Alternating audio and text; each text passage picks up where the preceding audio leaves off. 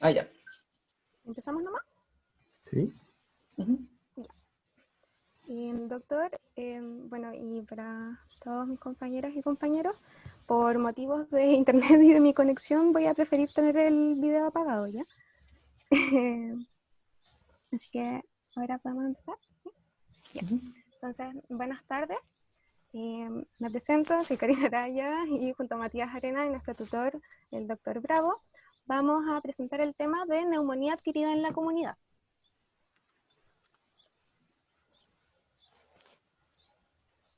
Entonces, los objetivos de esta presentación, en primer lugar, es comprender el impacto de la NAC como una patología frecuente y sus consecuencias de morbimortalidad en la salud pública. Luego está comprender que la NAC es una patología prevenible y conocer cuáles son sus medidas de prevención y cómo aplicarlas. Luego está interpretar adecuadamente sus síntomas y signos en un paciente en base a los eventos fisiopatológicos que hay tras de ellos.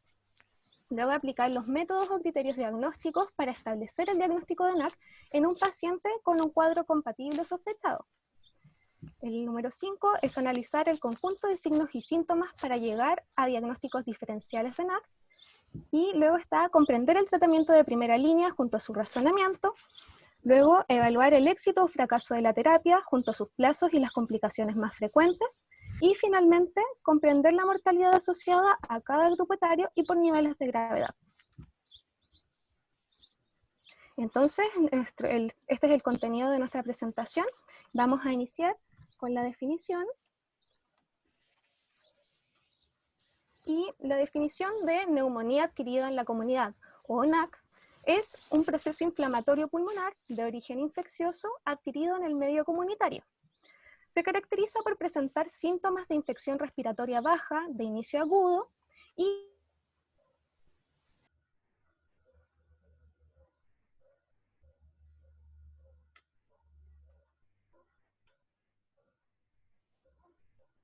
Karin. ¿Mati? Ahí sí. ¿Ahí sí? ¿Se me escucha? Sí. Ahí sí. Ya.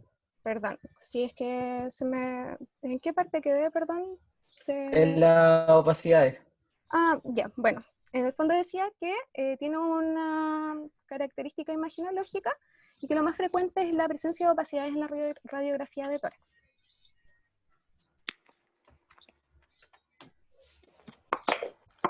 En cuanto a la epidemiología, a nivel mundial, es la cuarta causa... La plataforma que no es Juan, el micrófono. Ya. Continúo. Entonces, a nivel mundial, es la cuarta causa de muerte en el mundo y esta es la primera en países de menores recursos. Chile ocupa el lugar número 15 entre los países de la OCDE con mayor número de muertes por neumonía. El panorama nacional muestra que la incidencia es de 1,5 a 1,7 casos por cada 1000 habitantes y esto se ve aumentado en el grupo etario mayor de 65 años, donde su incidencia es de 12,7 a 15,3 casos por cada 1000 personas años. En cuanto a la mortalidad, el grupo influenza-neumonía fue la cuarta causa de muerte en el año 2019, según datos del DEIS, y de esta mortalidad, los mayores de 65 años concentran el 85%. Es por esto que la NAC se configura como un problema de salud pública. Actualmente es la patología número 20 del GES y es un motivo de consulta frecuente en APS y en las unidades de urgencia.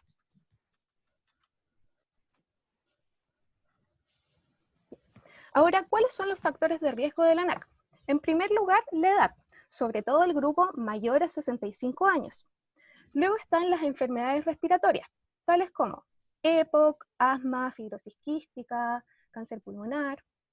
Luego también está el riesgo de aspiración gástrica, donde las condiciones donde hay mayor compromiso de conciencia, como el consumo de alcohol o drogas, el uso de anestesia, o bien algún problema a nivel esofágico que tenga problemas en la motilidad.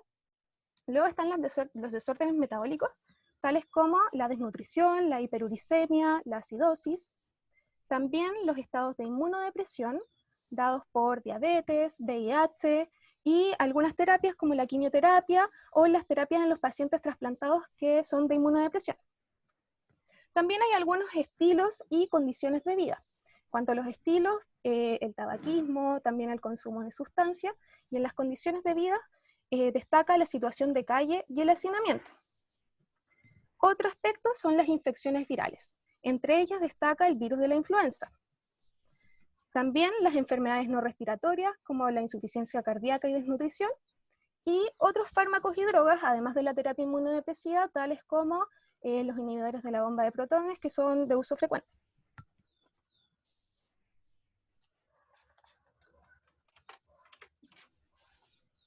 Ahora, la fisiopatología. Clásicamente se describe que los patógenos respiratorios tienen una vía de ingreso. Lo más frecuente es que sea a través de gotitas, también puede ser a través de aerosoles, como en el caso de la legionela, y ya menos frecuente, vía hematógena o por contigüidad. Entonces, ingresan a la nasofaringe, orofaringe, y luego, a través del proceso de microaspiración, estos patógenos pueden pasar a la vía respiratoria baja, es decir, hacia los alveolos, en donde los patógenos van a realizar distintos procesos. Para empezar, la replicación de ellos.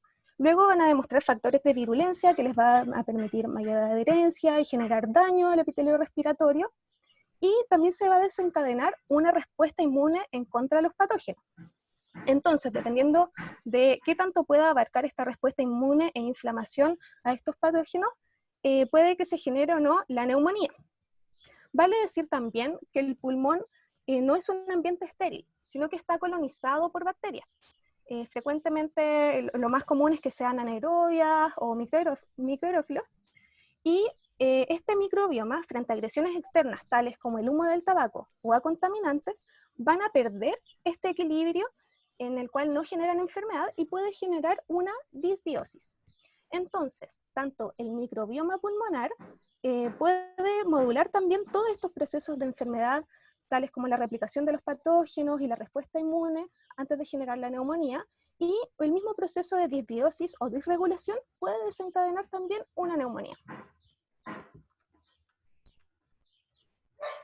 Ahora, en cuanto a la etiología, son distintos los agentes que pueden generar neumonía y van a depender del lugar donde nos encontremos y de las características del paciente, por ejemplo, su edad y sus comorbilidades, entre otros. Pero a nivel mundial se describe que el Streptococcus pneumoniae es la causa bacteriana más común. Por lo tanto, lo primero que se debe sospechar ante una neumonía. Luego le siguen las etiologías virales y otras etiologías bacterianas, tales como el Haemophilus, Moraxella catarrhalis, etc.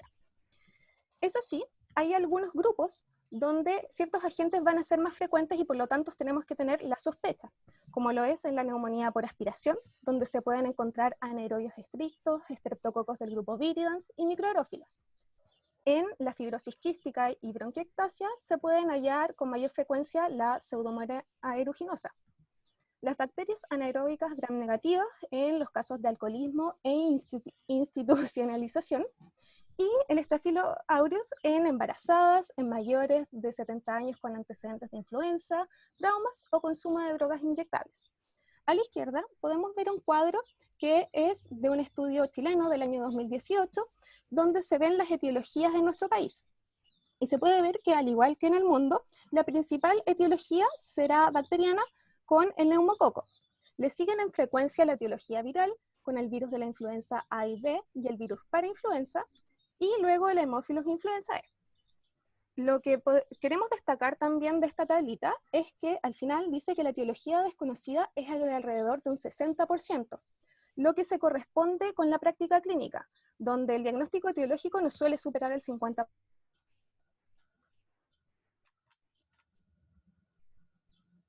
¿Sí? ¿A ti? Sí, dale nomás. Ahora sí, perdón, no me aparecía la diapo. Ahora, en cuanto a la clínica, ¿qué es lo que vamos a ver en la anamnesis? Primero, consultar dirigidamente por algunos factores de riesgo que ya vimos, por la presencia de comorbilidades, episodios previos de neumonía, hospitalizaciones previas y antecedentes de casos cercanos, en especial en caso de una infección de las vías respiratorias, como es la influenza. ¿Cuáles son los síntomas que podemos encontrar? Para empezar, estos síntomas van a ser de inicio agudo y van a tener un componente sistémico, como es el compromiso del estado general y o sensación febril. Le acompañan síntomas respiratorios que son la tos y expectoración, disnea y dolor pleurítico. Entonces, en un paciente que presente sensación febril y tos y expectoración, hay que tener una alta sospecha de neumonía. Ahora, hay un grupo etario en donde la presentación clínica puede ser un tanto diferente, que son los adultos mayores, donde la presencia de delirium, es decir, confusión, rechazo alimentario, desorientación, el compromiso del estado general y las descompensaciones de las enfermedades crónicas de base, pueden ser su presentación inicial. Ahora, el examen físico. En el examen físico vamos a hallar distintos signos clínicos, principalmente un examen pulmonar alterado, donde los hallazgos son crépitos, disminución del murmullo pulmonar, matidez a la percusión y egofonía en los casos más graves. En cuanto a la alteración de los signos vitales, se puede hallar fiebre mayor a 37.8 grados, taquicardia y taquipnea. Algunos otros signos podrían ser cianosis, entre otros, pero estos son los más frecuentes. Ya. Generalmente se nos habla de que la neumonía es un diagnóstico clínico radiológico. Nosotros quisimos enfocarnos más en el lado clínico, por lo que vamos a exponer siguientemente.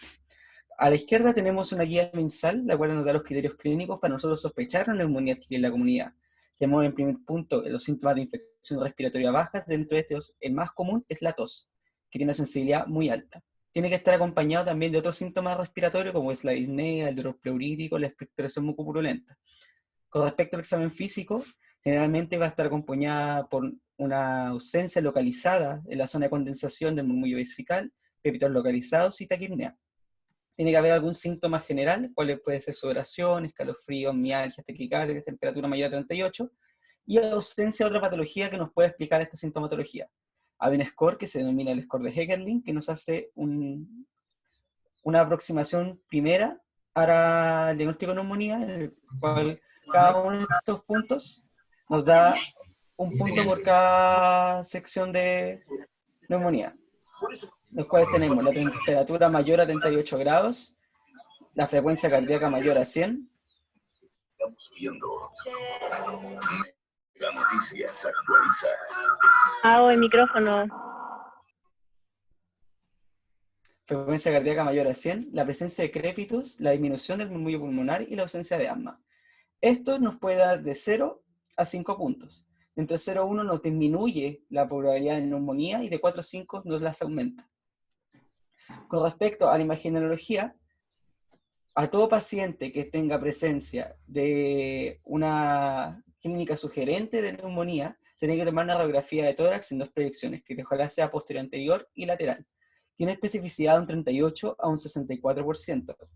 Dentro de esto queremos destacar que no todos los médicos son capaces de diagnosticar una neumonía con solamente el uso de la radiografía, llegando a un 38% según algunos estudios. Ahora, otros métodos de imagen, tenemos por ejemplo el TAC, que es el más sensible y específico, pero no va a estar disponible en todos lados, ni tampoco en todos los servicios. Con respecto a la ecografía, es una muy buena alternativa, con una muy buena sensibilidad, pero la característica que tiene es que nos permite descartar el diagnóstico de neumonía.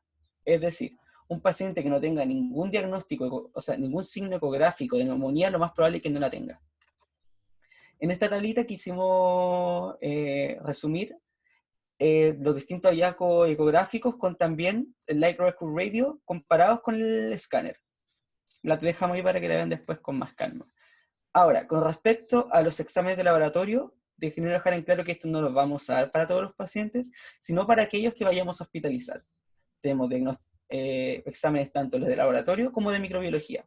Dentro de los laboratorios tenemos el hemograma completo y el uso de la DHS, parámetros inflamatorios, evaluación de la función renal, evaluación de la función hepática básica, glicemia, medición de la saturación de oxígeno y una prueba serológica para VIH. Por el lado de la microbiología, y si bien lo había dicho la Karin, de que estos exámenes no tienen los mejores rendimientos, no está de más hacerlos, que son 2 hemocultivos tomados en distintos frascos, análisis de esputo por medio de la tinción de Gram y Sil-Nielsen, y en pacientes UCI y en algunos que tengamos sospecha de estos patógenos, se puede pedir exámenes especiales, pero esto no va a ser la regla para todos los pacientes. Ahora, con respecto a los diagnósticos diferenciales, quisimos separarlo tanto los diagnósticos diferenciales clínicos como en aquellos que son imagenológicos. Por el lado de los clínicos, le hicimos diagnósticos diferenciales de cada síntoma de los más comunes, por ejemplo, la tos y expectoración, también insuficiencia cardíaca derecha, la TBC o el EPOC, en disnea, insuficiencia cardíaca descompensada, un TEP o un asma. Por el lado del compromiso del estado general y asociación febril, podemos hablar de la influenza, y también, muy importante, que hay que tener en mente que los adultos mayores, otra causa de confusión y delirium es la ITU, que siempre la tenemos que tener en mente. Por el lado del dolor pleurítico tenemos la pericarditis y la telectasia. Ahora, con respecto al diagnóstico diferencial imagenológico, les dejamos este cuadrito como resumen, que están tanto por aquellos que tengan la radiografía normal como anormal. Dentro de la normal tenemos la influenza, bronquitis aguda, infección por pertusis, y dentro del lado anormal, neumonitis aspirativa, infarto pulmonar o una vasculitis, entre otros. Ahora, con respecto a la evaluación de la gravedad, lo primero que queremos mostrarles es el score del CDB-65, el cual nos va a permitir saber si el paciente va a ser o no hospitalizado. Hay muchas versiones de este test, que incluyen la uremia, que incluyen otras comorbilidades, que incluyen la oximetría, pero nosotros quisimos hablar en primera instancia de este porque es aquel que no conlleva examen de laboratorio. Instamos siempre a que si ustedes tienen los medios en el servicio en el que estén trabajando de usar los exámenes de laboratorio, los usen. Este score tiene 4 puntos, cuáles son la confusión, la frecuencia respiratoria, algunos relacionados a la presión arterial y a la edad. Hay otros 2 scores que les vamos a mostrar, que son el SMARCOP y el índice de la severidad del ILSA, el cual es el SMARCOP se usa para necesidad de soporte ventilatorio y drogas vasopresoras, y el otro para generalizar como la severidad de la neumonía, que es súper completa, pero también algo engorroso. Por lo tanto, siempre se usan más el SMARCOP y se usan indistintamente. Ahora, cuando nos llega un paciente con sospechas de neumonía, vamos a aplicar este algoritmo que se los voy a explicar ahora. Aplicamos el curso 65 y la saturación de oxígeno. Si es que nos sale un puntaje de 0 y una saturación mayor a 90, y no cumple con las siguientes condiciones, como un derrame pleural, imposibilidad de medicación oral, que el paciente sea analfabeta, que no tenga soporte familiar, lo vamos a tratar ambulatoriamente. Ahora, si es que el paciente satura menos de 90, o tiene un score del 65 de 1 a 4, o cumple con alguna de estas condiciones, nosotros lo vamos a hospitalizar. Una vez que está hospitalizado, vamos a aplicar los criterios del SMARCOP o del ATS para saber si va a ser hospitalizado en sala o en UTI.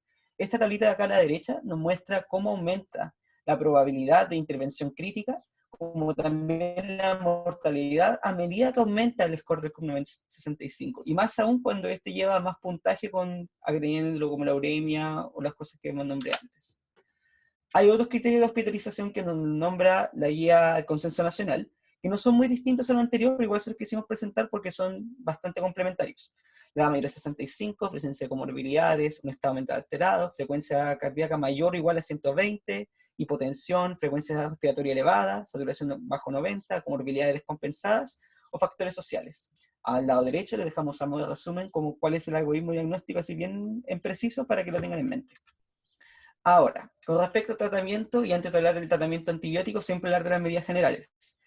Para el paciente ambulatorio vamos a pedirle que cese el hábito tabáquico, que haga reposo, ingesta abundantes líquidos, y por el lado de los fármacos tenemos el uso antipirético, analgesia y los mismos antibióticos. Por el lado hospitalario tenemos el uso de oxigenoterapia, la hidratación y la nutrición adecuada del paciente, y por los fármacos, los antibióticos, los fármacos que ya habíamos dicho, además de los fármacos que ya consume el paciente, si es que los consume, y control del ciclo vital por lo menos 2 veces al día. Ahora, con respecto a la educación del paciente, que es algo que siempre debería que hacerse, y que si no se hace lo suficiente, que consulte si es que tiene agravamiento de los síntomas, se tiene que hablar de los cuidados que tiene que tener, los controles, la consejería con respecto al tabaquismo y la prevención.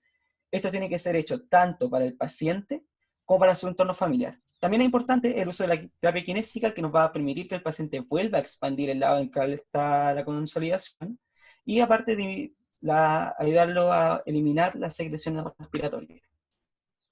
Ahora, hablando ya de la antibicoterapia, propiamente tal, lo primero a decir es que no va a ser la misma para todos los pacientes. ¿Y por qué es esto? La American Thorax Society, en 2001, caracteriza a los pacientes en 4 grupos. Actualmente son 3 porque el 1 y 2 han sido fusionados. El grupo 1 va a ser los pacientes que nosotros vamos a tratar ambulatoriamente y son sanos. El grupo 2, aquellos que vamos a tratar ambulatoriamente, pero tienen comorbilidades. El grupo 3, pacientes de hospitalario en sala. Y el grupo 4, los que van a hacer en la UCI. Como ven en la tablita de abajo a la izquierda, podemos ver que estos distintos grupos presentan distinta etiología bacteriológica. Algunos presentan más influenza, otros bacterias más atípicas, etc. Es por esto que necesitamos un tratamiento específico para cada grupo. Acá, a modo de resumen, les traemos las recomendaciones antibióticas que nos trae la American Thorax Society.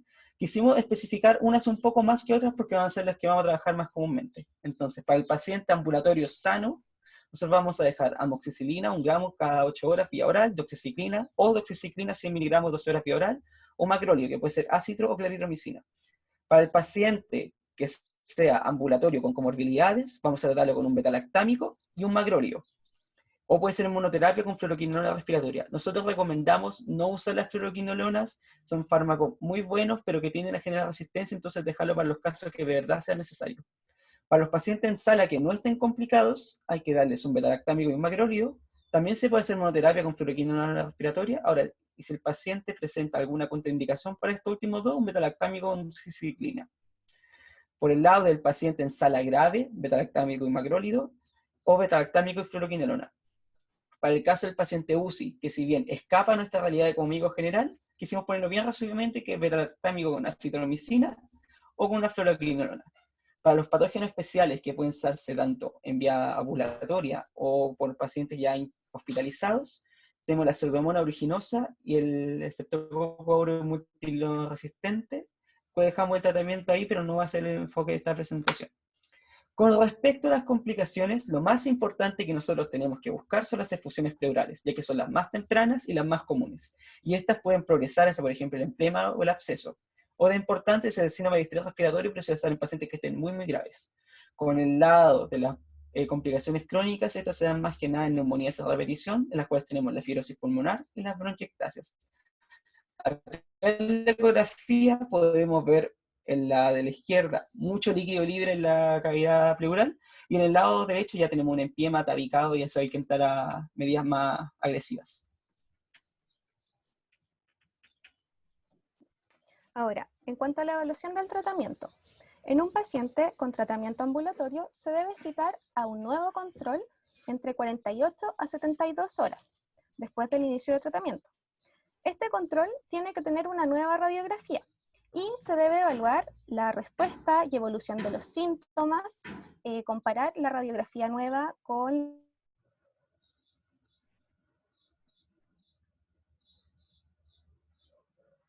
ver si es que hay efectos adversos, junto con cualquier síntoma o signo de deterioro clínico que indique una falta de respuesta al tratamiento o complicación. Si es que todo está bien, se puede continuar con el tratamiento ambulatorio hasta 7 días más y luego llamar a un nuevo control al 7º día, donde si no aparece ninguna complicación y hay una buena respuesta, se puede dar el alta. Cabe decir que en cualquiera de estos momentos pueden aparecer síntomas de alarma, es decir, empeoramiento de la fiebre, de la tos o del estado general, y ante ello nos puede indicar la presencia de una complicación o de falta de respuesta al tratamiento. Por lo tanto, va a requerir hospitalización para su manejo.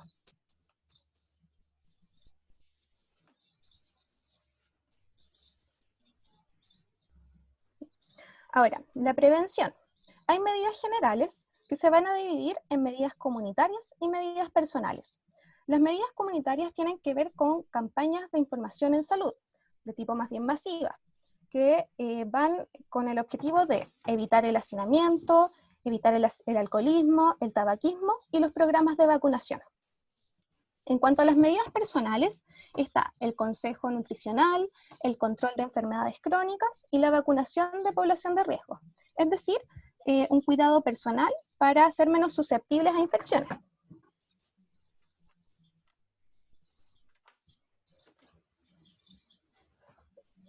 En cuanto a las inmunizaciones, son dos. La primera de ellas es la vacuna antineumocócica, la cual es una vacuna polisacárida 23 valente.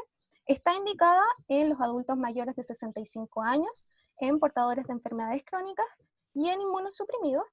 Esta vacuna va a necesitar una revacunación después de 5 años en ciertos casos específicos, como son los inmunosuprimidos, en los asplénicos y en trastornos de hemoglobinopatías. Y también está la vacuna contra la influenza, que son campañas anuales. En la pantalla podemos ver la campaña de este año, donde indica quiénes están llamados o quiénes están convocados para esta vacuna.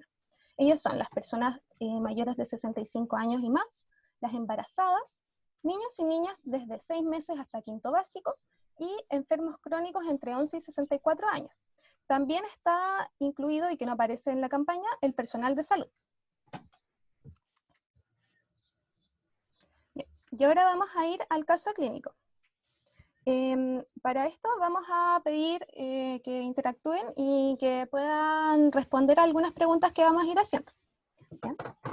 El paciente de iniciales EFMC es paciente de sexo masculino de 67 años.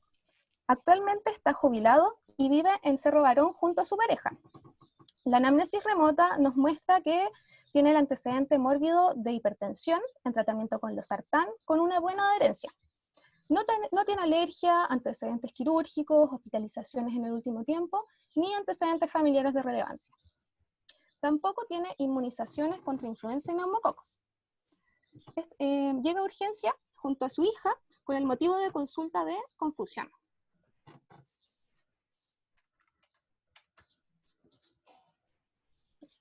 En la anamnesis próxima, su hija nos relata que presenta 4 días de tos con expectoración purulenta, así como con mal olor, con un color medio verdoso, extraño, y que el último día le apareció un dolor de tipo punzante en el costado derecho, a nivel de las costillas.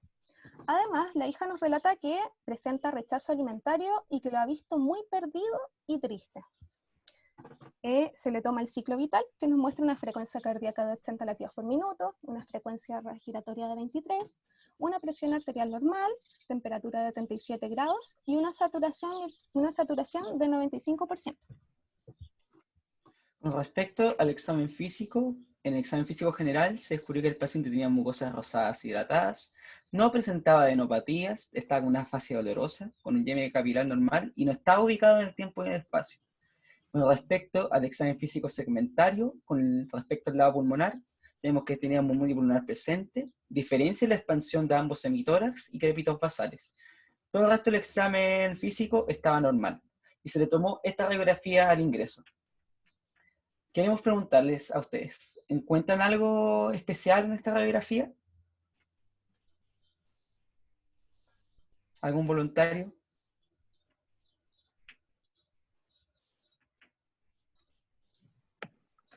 ¿Podría ser que quizás está un poco hiperinsuflada?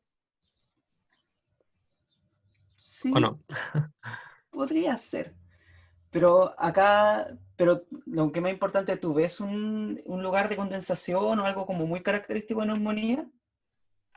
Así por la imagen no veo algo como de condensación. Ya. ¿Tú crees que este paciente habría que hospitalizarlo? No, la verdad es que no. Lo voy a Así detener un de poquito ahí. inmediato no. Lo voy a tener un poquito ahí. Ujú. Están muy desordenados. ¿Cómo se describe una radiografía? Primero está bien penetrada, Eso. inspirada y Bien. centrada. Eso es como lo primero. Ujú. ¿Pero está bien penetrada? Está muy penetrado. Está muy penetrada. ¿Cierto? Es más muchas vértebras. Ujú. Ya, ¿qué más? Porque dijeron hiperinsuflación, entonces, ¿cómo podemos ver si es que está hiperinsuflado o no? O ¿Podrían sea, explicar está por qué como está muy penetrada, negra. por favor? ¿Por qué está muy penetrada? ¿En qué se fijan? Para que sepan todos sus compañeros por qué llegan a esa conclusión. ¿Hasta qué La parte columna. se ven las vértebras? Y en verdad se ve toda la columna vertebral. Y hasta aquí vértebra Sí. tendría que para estar ok. 4. Hasta la T4. T4. Excelente. Seco este niño. ¿Mm? Ya. ¿Cuántas costillas deberían contar? 8. Y hay 8. más. 8. Cuentan? Ah, ¿no? O no, no sé, sean infinitas. Son 8. Bien. Yo también. 9 o no. Sí, 9. De 8 y 9. 8 claramente. 1, 2, 3, 4, 5, 6, 7, 8. Claro, y se dibuja una novena La por de ahí. arriba, Así que podría como no estar hiperinsuflado. ¿Pero qué más necesita para estar hiperinsuflado? ¿Cómo están los diafragmas? Deberían estar más planos. planado. Ya. Y la parilla costal como más en paralelo y no se ve tan así. Exacto, bien. ¿Ven que saben? ¿Por qué no muestran que saben? Sí saben. Ya, súper. ¿Y el corazón cómo está? ¿O el índice cardiotorácico?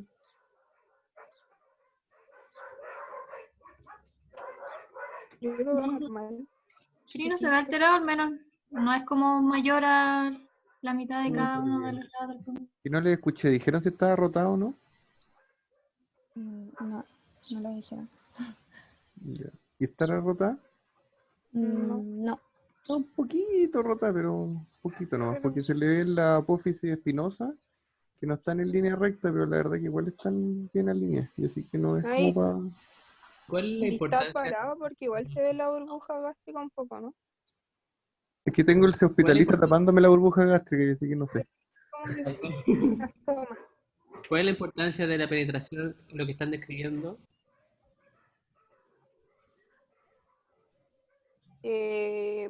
Como que puede inducir a error igual porque uno está como acostumbrado a ver cierto color en la imagen. ¿El corazón se achica o se agranda con la mayor penetración? ¿Se achica? Eso. Muy bien. Entonces, bueno, hay que tener en cuenta todos esos detalles porque podría que si tuviera una cardiomegalia se estuviera muy límite y lo están viendo falsamente más chico. Lo importante en esos detalles de por qué está bien tomada la radiografía. Muy bien. Súper, ya. Entonces siga Ya. Matías con su clase. Después de esta pequeña interrupción. No, sí, está bien. Entonces, quedamos en que no hay ningún signo claro que nos haga pensar en una condensación. Y quedamos preguntando si que el paciente se hospitalizaría o no. Entonces, nosotros vamos a retomar lo que habíamos hablado del algoritmo de diagnóstico. Y con respecto al curso 65, podemos ver que el paciente cumplía con dos cosas. Cumplía tanto con que estaba confundido, como que también tenía una edad mayor a 65 años, los que nos da un número de 2. Por lo tanto, el paciente se tiene que hospitalizar. Ahora, ¿por qué nosotros les pusimos una radiografía tan normal? Porque es importante que tengamos en mente que una radiografía normal no significa que el paciente no tenga neumonía, y eso hay que tenerlo muy claro. Si bien se dice que el diagnóstico es clínico radiológico, la clínica es lo más importante. Que a este paciente lo podemos mandar a la casa sin antibiótico. Con respecto al laboratorio que le tomamos cuando ya estaba hospitalizado, podemos ver que el paciente tenía 15.000 blancos con predominio neutrofílico, parámetros inflamatorios con una PCR de 100, y todo lo demás estaba normal. Con respecto al hemocultivo, encontramos milagrosamente, porque es muy difícil encontrarlo, positivo para Streptococcus pneumoniae. Como este paciente era un paciente hospitalizado en sala y se encontraba en muy buenas indicaciones, le dimos este esquema antibiótico que puede ser con el tractámico, con el macrolio, o monoterapia con fluoroquinolona, que ojalá no usarlo. Eso. Recordar que el día 12 de noviembre es el Día Mundial contra la Neumonía, y muchas gracias por su atención.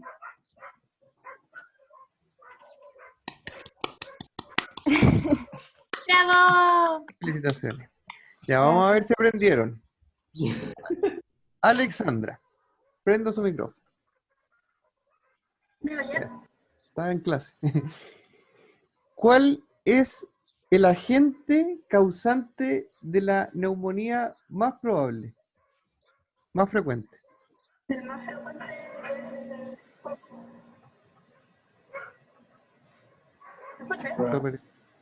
se escucha muy bien.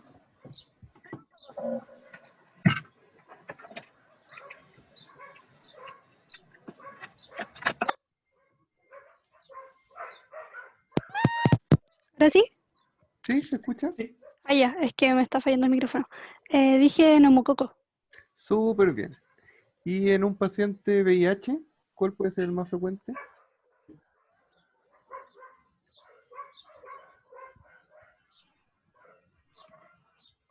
Oh, no estoy segura. Pero tírese a la piscina, aquí no le estoy poniendo nota. Es para ver si que quedó claro lo que hicieron los compañeros.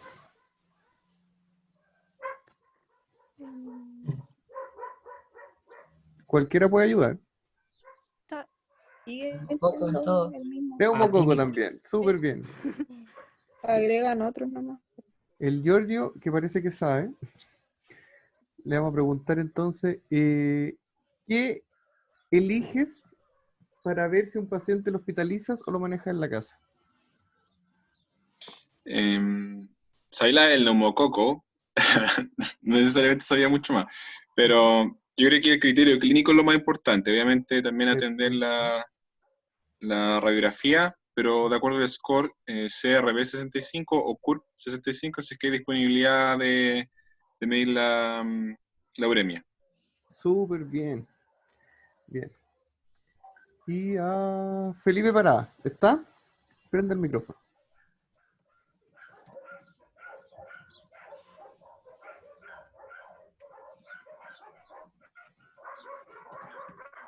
Parece que se paró al baño Felipe Parada. Ya. Le vamos a preguntar a alguien más. Carolina Aguirre, ¿está? Sí. Súper bien. ¿A qué pacientes le tomaría exámenes microbiológicos para saber en qué agente está causando la neumonía? Al que vaya a hospitalizar. Súper bien. Excelente, pues les quedó todo lo que tienen que saber de la clase clara. Los felicito. Quiero hacer Qué una bueno. pregunta también. Ya, el doctor Solís los quiere torturar más. Sí. Llega un paciente y ustedes le hacen algunas preguntas que salen positivas. Y ustedes tienen que sospechar una etiología. Por ejemplo, viene con neumonía y ustedes les preguntan, ¿y estás puesto a aire acondicionado? ¿Trabaja en empresa de aire acondicionado o piscina? Y le dice que sí. ¿Qué piensan al tiro con eso? Legionela. Bien. Esto. Estos son mucho mejores médicos que nosotros, Felipe. Y si llega con neumonía y entre los signos dice que botó mucho pus por la boca, broncorrea, ¿qué piensa que puede tener? ¿El estáfilo? Micoplasma. ¿No? Botando pus como loco, así. Tuberculosis. Podría ser, ya, pero ¿qué otra cosa más? ¿Qué le tiene que llamar la atención a la broncorrea? Bronquiectasia. Bronquiectasia, ¿y otra cosa más?